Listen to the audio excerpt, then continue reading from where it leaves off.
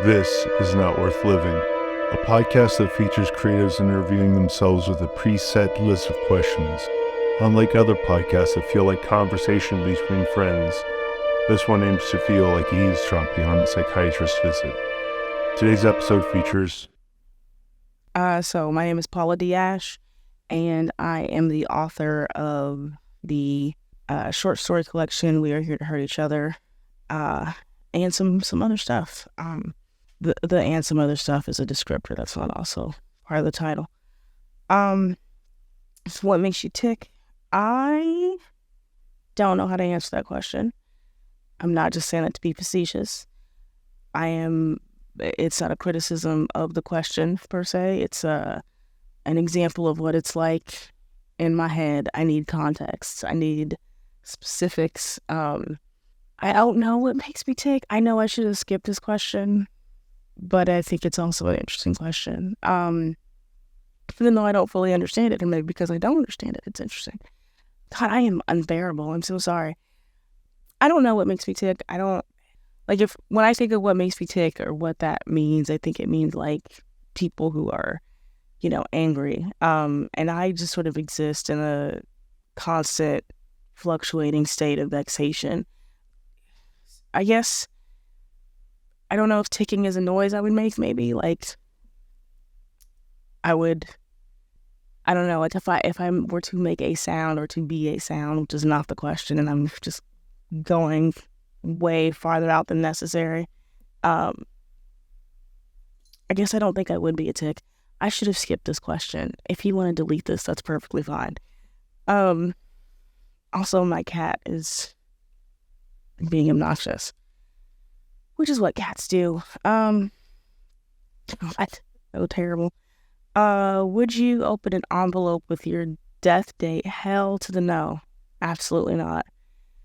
That would kill me. Knowing my death date would kill me. I would sit and stare at that envelope, aging, my loved ones passing around me while I just stared at that envelope, slowly get covered with a film of dust, until that day came. That kind of stuff doesn't work for people like me. Me and my mentally ill homies are just not, not good material for that kind of information. And again, I don't mean to generalize, but for me personally, given my mental makeup, that would be such a terrible idea. I understand the practicality of it. I get that there's a pragmatic appreciation to knowing your death date, because then you know how much time you have. But I would be too preoccupied by, existential conundrum such information represented. That would just mess me up. So no, I would absolutely not open an envelope with my death date. What was the first time you remember creating something intentionally? Childhood. I've always told stories. I've always been dark. This is who I am as a person. I guess specifically the first time I remember creating something intentionally, I was definitely a kid. I was probably younger than 10. I might have been maybe 5 or 6 years old, and I used to make books. I was a child of the 80s.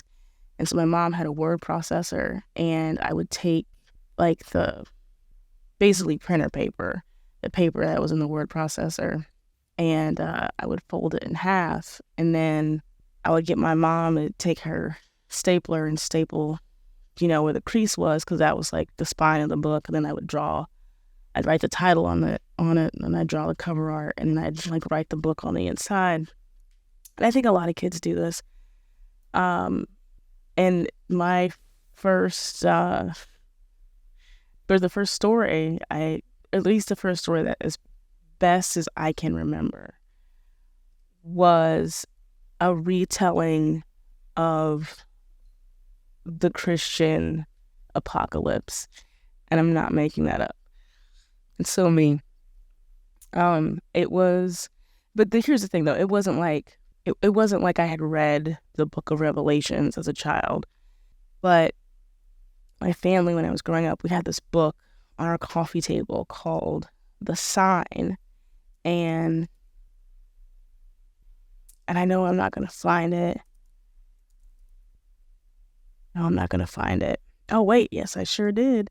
Okay, so it was this book called The Sign by Robert Van Camp, and the subtitle was Bible Prophecy Concerning the End Time. So we had this book in our house, and it was on our coffee table, and I'm pretty sure that I'm pretty sure that book was like in the same spot in the house the entire, like, until I moved out, like as an adult. Like, I'm pretty sure that book was just always there, and it scared the absolute shit out of me. It terrified me. And if you look the book up, like, and just imagine seeing this as a kid, like, it's terrifying. And so what I had done is, because I had heard in church so often the story of, the apocalypse. I had heard the story so often that I just kind of, like, quote unquote, rewrote it from memory. I think just kind of like to kind of get it out of my system, I think, because it bothered me. It bothers me to this day. Everything I write almost is about that in some way. And so this really is like a therapy session, but it scared me so badly. So I rewrote it, and the difference kind of is that on mine, I remember if you look on the cover of the Van Kampen book, it's just a big bolt of lightning striking the earth, which is goofy, but whatever. When you're like 5, this is terrifying. But when I made the book, the world was actually split open. Like, it was split in half, and I had drawn like the jagged edges of the planet after. It was like the moment, like this, like in the cover of the actual book, it's the moment that the lightning strikes, and then in my little version, it was the moment after, like it's the aftermath of that. And I don't know, I just remember that's the first thing I intentionally created, and upon further reflection, there is clearly an impact. It clearly had an impact, I guess. What keeps you motivated? Trauma, apparently. I don't think that answer is incorrect, actually. Even though I was kidding. I don't know. I struggle with motivation. I don't feel motivated to write so much as I feel like a compulsion to write. I don't have like I have external motivator. I guess I have motivators. Like, I know that people, because somehow I've tricked them. No, I know that people enjoy what I write, or if not enjoy, they get something out of it. And that's terribly flattering to me. So I feel like that's one thing that motivates me. I'm probably not supposed to say that, like, because you're never supposed to say that you write for other people. But I'm not saying that I write for other people. I'm just saying, I write for me, but I also like to share it with other people, and other people seem to get something out of that. So yeah, I think that's actually a good answer for what keeps me motivated. It's kind of surprising. Who inspires you at the moment? I'm inspired by a lot of folks. I'm inspired by why is it such a tricky question? I guess because I feel like if I'm going to talk about a singular person, I'm going to talk about a person, I'm going to forget somebody important.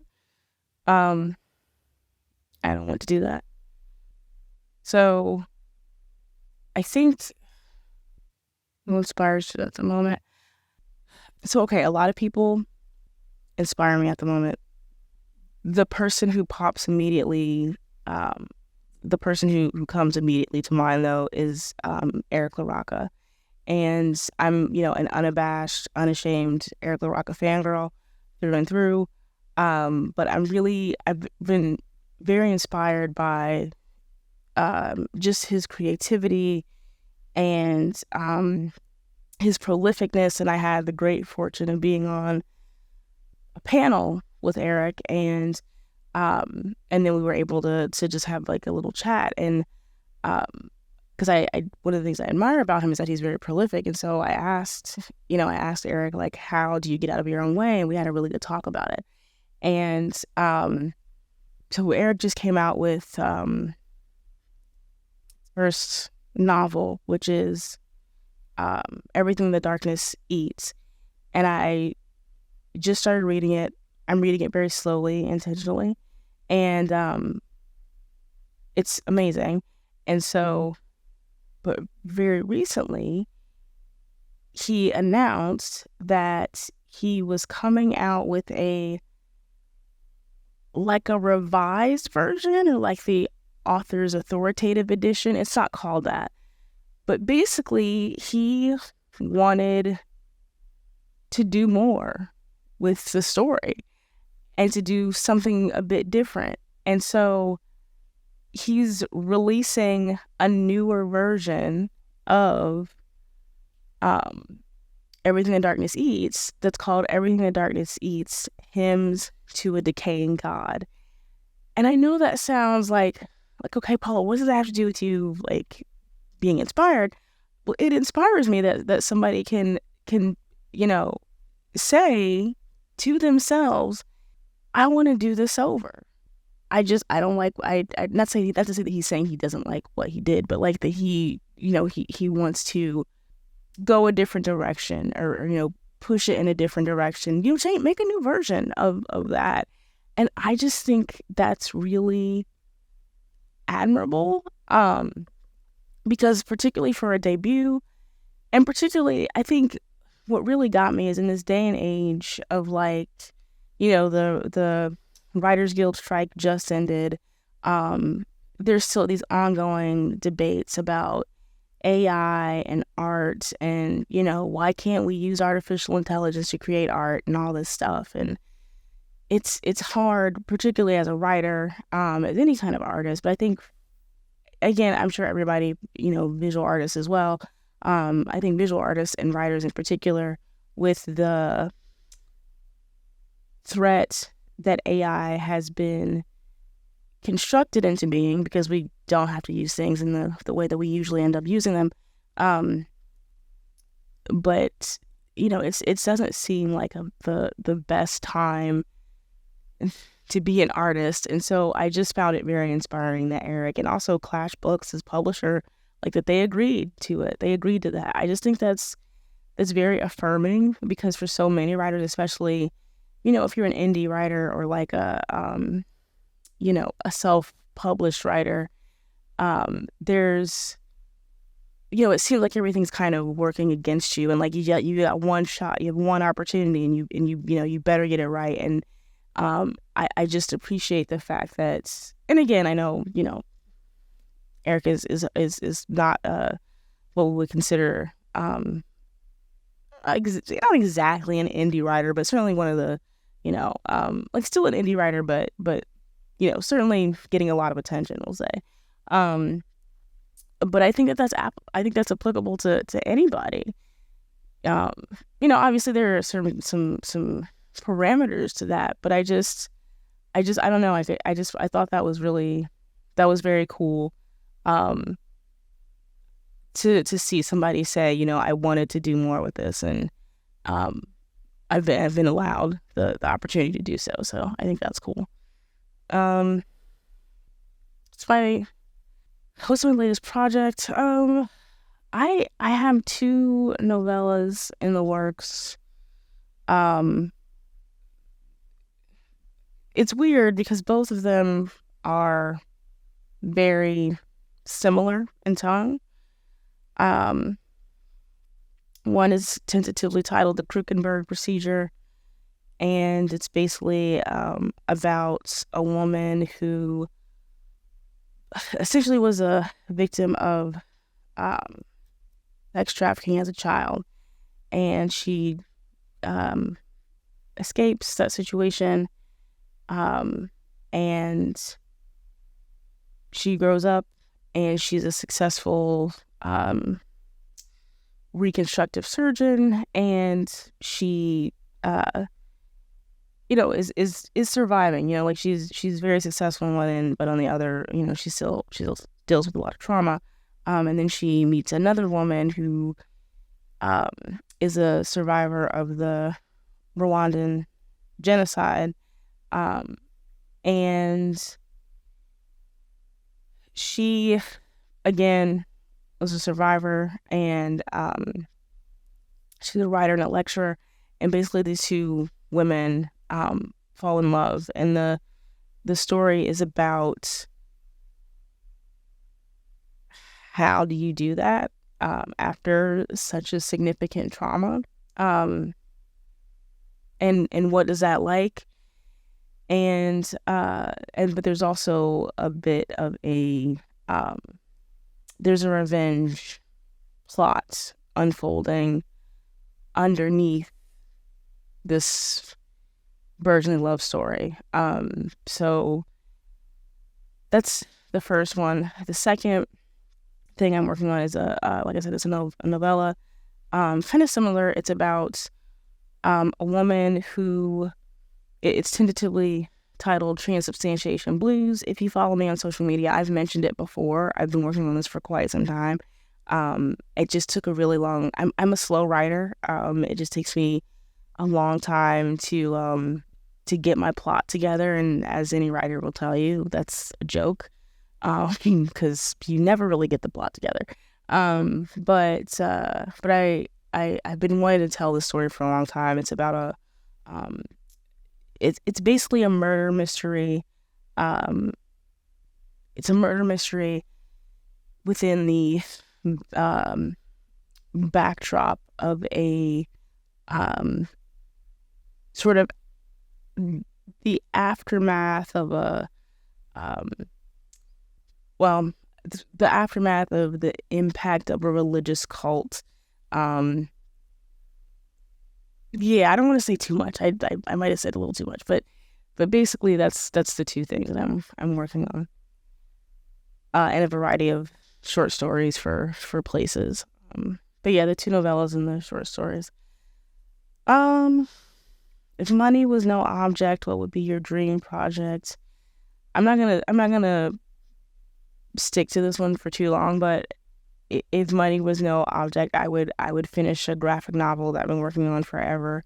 That's kind of like a cross between V for Vendetta and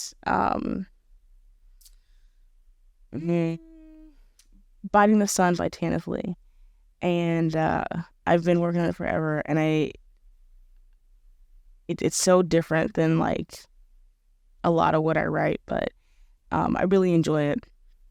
But yeah, if money was no object, that's probably the thing I would work on next. Is there a quote or model that you work by? I'm gonna skip that one, I think, because okay, is there a quote or model that you would work by? No. Would you be friends with yourself? Yeah, I mean, yeah, yes. I'm just gonna say yes. What do you do differently from other people? I promise I'm not just gonna skip all the rest of the questions. What do you do differently from other people? I'm gonna limit this to the parameters of writing, because otherwise, like but not like everything but nothing. I guess one thing that I do differently from other people, I can't say if I do it differently from other people, but I guess I feel like when I'm writing, how do I explain this? Sorry, there's a lot of dead air here. In the sense of writing, I really like to do this thing that I call twisting the knife twice. And I'm not saying I'm the only person who does it. I'm not even saying it's worth doing, but it's where basically it's not a twist per se. I guess sometimes it kind of is, but it's more like the reveal, but you do 2 reveals. So, and again, I'm not saying I'm the only person who does it. I'm not saying that I do it particularly well. I'm not even, saying that it's, again, like I said, like it's even worth doing. Just a companion podcast to this one. But I think the thing that I do differently is that I really enjoy doing that. I really enjoy putting those puzzle pieces in place throughout the story and seeing if people catch those things before they happen. I just find that really, I love when writers do that. I just find that to be really engaging. So I guess that's something I do. I mean, it's not differently, obviously, if other writers do it, but I can only speak to that, to not, necessarily talking with people about that a lot. But I think that's something I might do differently, is I like to do a reveal and then do a reveal underneath that one. It's not always, I haven't done that in every story. But I feel, at least for me within my work, I feel like it kind of elevates what's going on and makes it seem more, it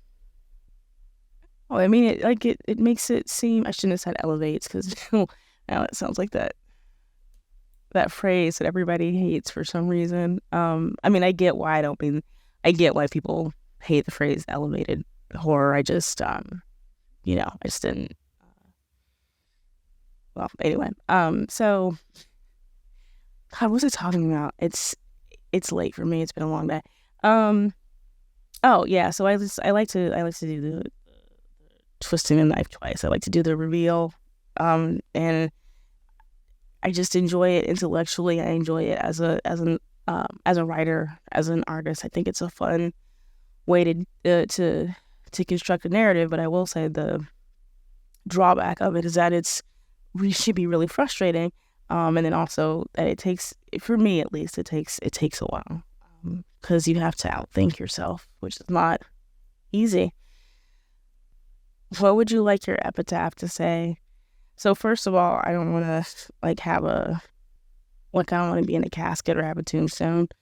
But for the sake of the question, for the record, I want to be like a mushroom log. See what I'm talking about? So they roll you up in I don't know, some kind of material, and you turn into a mushroom, whatever. Anyway, so I think I would like whatever sort of epitaph I have to say, JSB, just some bitch. I'm kidding. I don't know. Delete that. I don't put that in there. Yeah, Ira, would you stop that? What do you do differently from other people? Because that went to a weird place. Okay, I think that is it.